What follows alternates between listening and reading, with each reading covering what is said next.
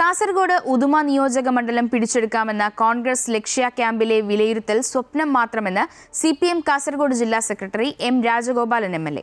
മണ്ഡലത്തിനകത്ത് പാർട്ടിയുടെ അടിത്തറ ഭദ്രമാണെന്നും അദ്ദേഹം അമൃത വാർത്തകളോട് പ്രതികരിച്ചു. ഉദുമ പിടിച്ചെടുക്കാൻ തദ്ദേശ തിരഞ്ഞെടുപ്പിന്റെ ഫലങ്ങൾ അടിസ്ഥാനമാക്കിയുള്ള KPCC നേതൃത്വത്തിന്റെ കണക്കുകൂട്ടലുകൾ വിലപ്പോകില്ലെന്നും CPM കാസർഗോഡ് ജില്ലാ സെക്രട്ടറി മറുപടി നൽകി. അനൂപ് നീലേശ്വരം തയ്യാറാക്കിയ റിപ്പോർട്ടിലേക്ക്.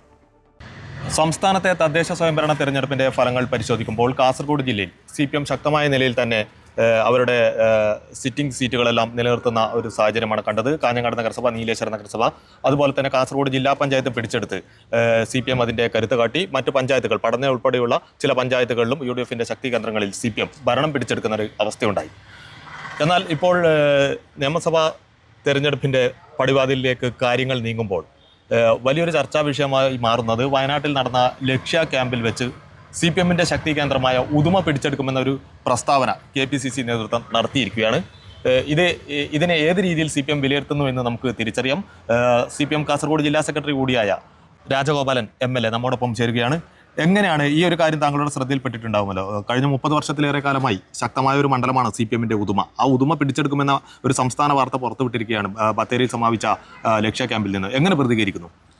UDF നേതൃത്വത്തിൻ്റെ ആ ഒരു സ്വപ്നം മലർപ്പൊടിക്കാരൻ്റെ സ്വപ്നമാണ്.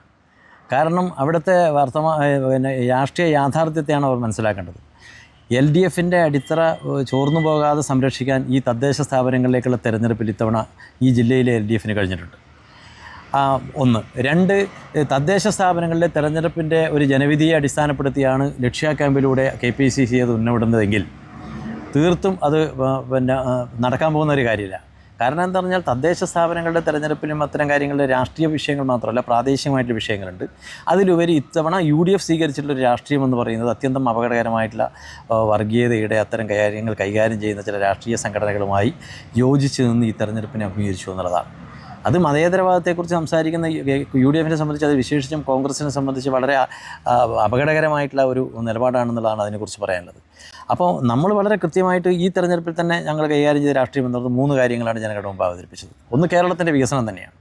കണ്ണഞ്ചിപ്പിക്കുന്ന വികസന വിസ്മയമാണ് കേരളത്തിൽ നടത്തിക്കൊണ്ടിരിക്കുന്നത്. കക്ഷി രാഷ്ട്രീയത്തിന് അതീതമായിട്ടുള്ള എല്ലാ വിഭാഗം ജനങ്ങളെയും ഉൾക്കൊള്ളാനും അവരെല്ലാം അംഗീകരിക്കാനും കഴിയുന്ന ഒരു ഹൃദയവിശാലതയോടെയാണ് ഈ വികസന പ്രവർത്തനങ്ങളെല്ലാം നടത്തിയിട്ടുള്ളത്. തീർച്ചയായിട്ടും വികസന പ്രവർത്തനങ്ങളൊക്കെ ഉണ്ട്. അപ്പോൾ തന്നെ നമ്മൾ ഉദുമ മണ്ഡലത്തെക്കുറിച്ച് വിശകലനം ചെയ്യുമ്പോൾ അവർ പറയുന്നൊരു കാര്യം, ദേലമ്പാടി പഞ്ചായത്ത് പിടിച്ചെടുത്തു. അതുപോലെ തന്നെ ബേഡെടുക്ക ഗ്രാമപഞ്ചായത്ത്, CPMന്റെ ശക്തി കേന്ദ്രമായ ബേഡെടുക്കയിൽ 2 വാർഡുകളിൽ 48 വർഷങ്ങൾക്ക് ശേഷം വിജയമുണ്ടായി. ഇതൊക്കെ ചൂണ്ടിക്കാണിച്ചുകൊണ്ടാണ് അവർ അല്പം ക്ഷീണം സംഭവിച്ചിട്ടില്ലേ ഈ ഒരു കാര്യം പറയുമ്പോൾ മണ്ഡലത്തിനകത്തെ ചില പഞ്ചായത്തുകൾ ഇപ്പോൾ പുല്ലൂർപ്പെരിയ പോലെയുള്ള സ്ഥലങ്ങളിൽ ഒപ്പത്തിനൊപ്പം എത്തിയെന്ന് പറയുമ്പോൾ ചിലയിടങ്ങളിൽ ചോർച്ച സംഭവിച്ചില്ലേ? ഇതായിരിക്കും അവർക്ക് പ്രതീക്ഷ നൽകുന്നത്. എങ്ങനെ തിരുത്തും? അല്ല, തദ്ദേശ തെരഞ്ഞെടുപ്പിൽ ഞങ്ങൾക്ക് പരാജയം സംഭവിച്ചിടത്തും തിരിച്ചടി സംഭവിച്ചിടത്തും ഞങ്ങൾ ആ യാഥാർത്ഥ്യം അംഗീകരിച്ചിട്ട് തന്നെയാണ് പോകുന്നത്. കാരണം ഞങ്ങളാണല്ലോ ഇനി അത് തിരുത്തി മുന്നോട്ട് പോകുന്നത്. പ്രത്യേകിച്ച് പാർട്ടിക്ക് അല്ലെങ്കിൽ ഇടതുപക്ഷത്തിന് സ്വാധീനമുള്ള കേന്ദ്രങ്ങളിൽ ദുർബലതകളുണ്ടോ, വോട്ട് ഷെയറിൽ അല്ലെങ്കിൽ വോട്ടിങ്ങിൻ്റെ കാര്യത്തിൽ പുറകോട്ട് പോയിട്ടുണ്ടോ, അത് വളരെ കൃത്യമായി വസ്തുനിഷ്ഠമായിട്ട് പരിശോധിക്കുമെന്നുള്ള കാര്യത്തിൽ തർക്കമില്ല. പക്ഷേ അതുകൊണ്ടൊരു മാസ് ബേസിൻ്റെ അല്ലെങ്കിൽ അടിത്തറ ചോർന്നുപോയി എന്നുള്ളതിൽ അതിൻ്റെ നമ്മൾ കാണേണ്ടതില്ല. കാരണം നിയമസഭാ തെരഞ്ഞെടുപ്പാകുമ്പോൾ കേരള നിയമസഭയിലേക്ക് തിരഞ്ഞെടുപ്പാകുന്നതുകൊണ്ട് തന്നെ കേരളത്തിലെ ഇടത് ഗവൺമെൻറ് നടപ്പിലാക്കിയിട്ടുള്ള വികസനക്ഷേമ പ്രവർത്തനങ്ങൾ ജനങ്ങളുമായി ഷെയർ ചെയ്യുക എന്നുള്ളതാണ് പ്രധാനപ്പെട്ട കാര്യം.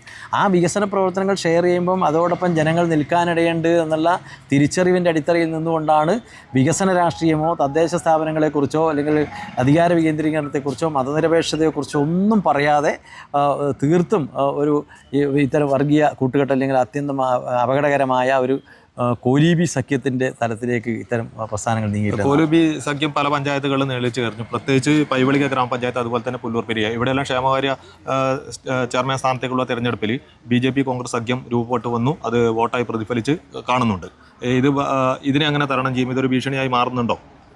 അല്ല, ഇതിൻ്റെ രാഷ്ട്രീയം ജനങ്ങളോട് പറയും. അതുതന്നെയാണ് കോൺഗ്രസ് എന്നുള്ളത്. ഒരു മതേതര പാർട്ടിയല്ലേ, മഹാത്മജി നയിച്ച ഒരു ഇന്ത്യൻ നാഷണൽ കോൺഗ്രസ് രാഷ്ട്രീയ പ്രസ്ഥാനമല്ലേ, പണ്ഡിറ്റ് ജവഹർലാൽ നെഹ്റു നയിച്ച പ്രസ്ഥാനമല്ലേ. സംഘപരിവാർ ശക്തികളുമായിട്ടുള്ള ഒരു ബാന്ധവത്തിലേക്ക് ഈ വർത്തമാനകാല ഇന്ത്യയിൽ ജനാധിപത്യ മതേതര ബോധം ഉയർത്തിപ്പിടിച്ചുകൊണ്ട് പ്രവർത്തിക്കുന്ന രാഷ്ട്രീയ പ്രസ്ഥാനം പോയാൽ എങ്ങനെ ഇരിക്കും? അപ്പോൾ അതിൻ്റെ രാഷ്ട്രീയം ജനങ്ങളുമായി ഷെയർ ചെയ്യും.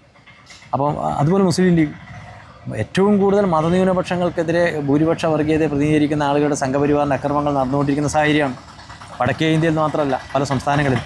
അപ്പോൾ അത്തരമൊരു സാഹചര്യത്തിലാണ് ഇത്തരമൊരു പിന്നെ അവിശുദ്ധ കൂട്ടുകെട്ടിലേക്ക് എത്തിച്ചേരുന്നത് എന്നുള്ളത് ദൗർഭാഗ്യകരമാണ്. അപ്പോൾ അതുകൊണ്ട് പിന്നെ ജനവിഭാഗങ്ങൾക്കിടയിൽ ഈ രാഷ്ട്രീയ പാർട്ടികളോട് BJP ആയാലും ലീഗ് ആയാലും കോൺഗ്രസ് ആയാലും ഈ രാഷ്ട്രീയ പ്രസ്ഥാനങ്ങളോടെല്ലാം ആഭിമുഖ്യമുള്ള ബഹുജനങ്ങളുണ്ട്. മഞ്ചേശ്വരത്ത് ഇത്തവണ എങ്ങനെയായിരിക്കും ഉയർന്നു വരുന്നത്? സ്വാഭാവികമായിട്ടും 3ാം സ്ഥാനത്താണ് ഇപ്പോൾ കാലങ്ങളായിട്ട് നിലനിന്ന് പോരുന്നത്. അവിടെ ഒരു BJP UDF പോരാട്ടത്തിന് പകരം അതൊരു UDF LDF പോരാട്ടത്തിലേക്ക് എത്തുമോ? അതെ, അതിനുള്ള ഏറ്റവും ശക്തമായ ശ്രമങ്ങൾ തന്നെയാണ് നമ്മളിപ്പം ആരംഭിച്ചിട്ടുള്ളത്. ഏറ്റവും ശക്തമായൊരു മത്സരം മഞ്ചേശ്വരം നിയമസഭാ മണ്ഡലത്തിൽ കാഴ്ചവെക്കുക എന്നുള്ളത് തന്നെയാണ് ആഗ്രഹിക്കുന്നത്. എന്തായാലും നിയമസഭാ തെരഞ്ഞെടുപ്പിൻ്റെ ഒരുക്കങ്ങളിലേക്കാണ് CPM കടന്നുകൊണ്ടിരിക്കുന്നത്. അതാണ് ജില്ലാ സെക്രട്ടറി ഇപ്പോൾ വ്യക്തമാക്കുന്നത്. ചിലയിടങ്ങളിൽ ക്ഷീണം സംഭവിച്ചിട്ടുണ്ട് പാർട്ടിക്ക് എന്ന കാര്യം അദ്ദേഹം തുറന്ന് സമ്മതിക്കുന്നു. അതിന് തിരുത്തലുകൾ വരുത്തും. അതോടൊപ്പം തന്നെ ജില്ലയിൽ പല പഞ്ചായത്തുകളും രൂപം കൊണ്ടിരിക്കുന്ന കോൺഗ്രസ് BJP സഖ്യത്തെ തൂത്തെറിയുന്നതിനുള്ള പ്രവർത്തനങ്ങളും നടത്തുമെന്നാണ് പറയുന്നത്. തദ്ദേശ സ്വയംഭരണ തെരഞ്ഞെടുപ്പിൽ മറ്റ് ജില്ലകളിലുണ്ടായ തിരിച്ചടി CPM-ന് കാസർഗോഡ് ഉണ്ടായിട്ടില്ല. അത് വലിയൊരു ശുഭാപ്തി വിശ്വാസമാണ് നേതൃത്വത്തിന് നൽകുന്നത്. കാസർഗോഡ് നിന്നും അനൂപ് നീലേശ്വരം, അമൃത ന്യൂസ്.